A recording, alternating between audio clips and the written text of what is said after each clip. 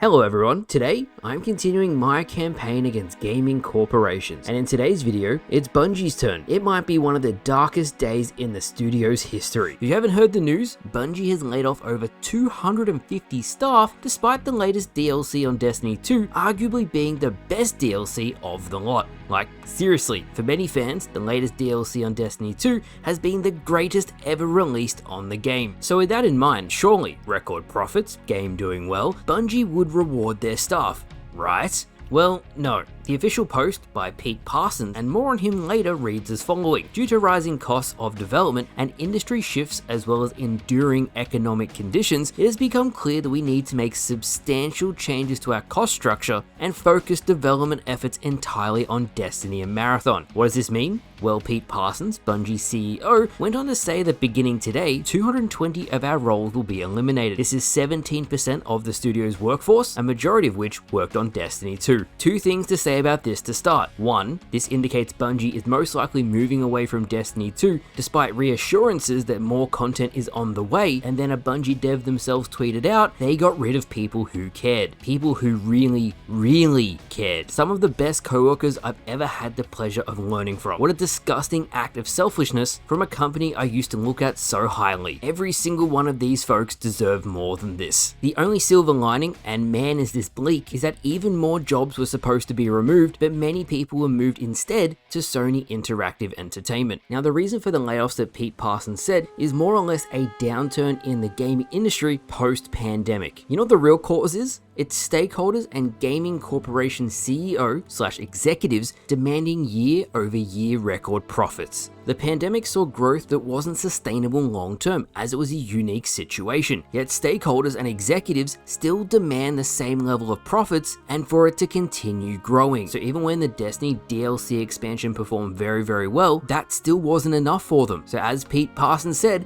they made substantial changes to their cost structure by firing 220 employees. Now, the worst part about this is many of the employees who were solely responsible for the latest DLC Bungie released were laid off. Pivotal employees. And today, they spoke out when they found they lost their jobs. One ex-Bungie dev said, "I, for one, love that shipping 4 major player-respected features as the only person keeping track of these changes and ensuring that all 4 of those features have 0 bugs is still not enough to keep our job." Another ex-Bungie dev came out and said, "I was the one in the meetings advocating for changes with the player experience in mind. If you had a great time playing the final shape, know it was me and my team fighting for your experience to be fantastic." Now, this continues to set a very bad precedent. Key employees, developers who do hard work, they see results in their job and they still can't keep their positions. Why even get into the gaming industry? A very good example of this, and I spoke about it during the first round of Bungie layoffs, 20-year veteran Michael Salvatore, responsible for both Halo and the Destiny soundtracks, was fired due to his company shares reaching the time where the value would have gone up exponentially. By firing the staff, Bungie effectively took all the bonuses that would have been given to the employees, the bonuses they've earned for time at the studio, and they get to keep it for themselves. Disgusting. Now, as I said, continuing the trend of layoffs in the tech gaming industry, and this is where it gets really dark. As I mentioned, over 200 employees lost their jobs. You'd think the CEO of Bungie would be supporting his staff, right? Well, no. Pete Parsons actually seems like the biggest piece of shit CEO in recent history. And considering corporate executive history, that's saying something. Many of the fired Bungie employees have gone to Twitter today to speak out against the CEO, the firings, and put the blame squarely on leadership. Liana Ruppert spoke out and said there's so much more to this that won't come out for a few years to protect certain people. But I just want to say this falls squarely on leadership. And if you asked any questions about certain things at the studio, you would get labeled as anti-Bungie.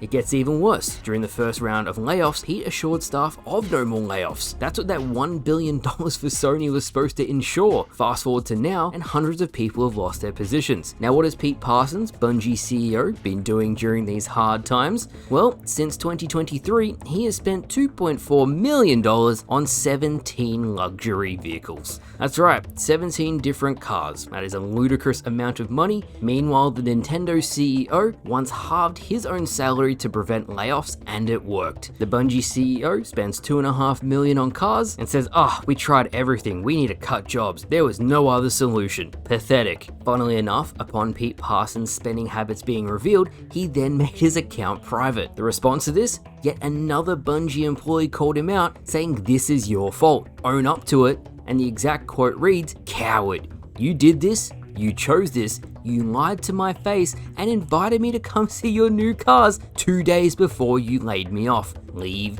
now." Now, if you aren't aware, Washington State, specifically Seattle, where many of these game developers are situated, has fire at will employment. This means that many employers do not need to establish cause or give notice before firing an employee. This means companies like Microsoft, 343, Bungie, and any management can engage in mass layoffs with little to no notice. This also means for many Bungie employees today, and here's an example on screen now, they found out they were fired through Twitter when Bungie was trending. Be Bungie employee, browse Twitter, see Bungie trending, oh no.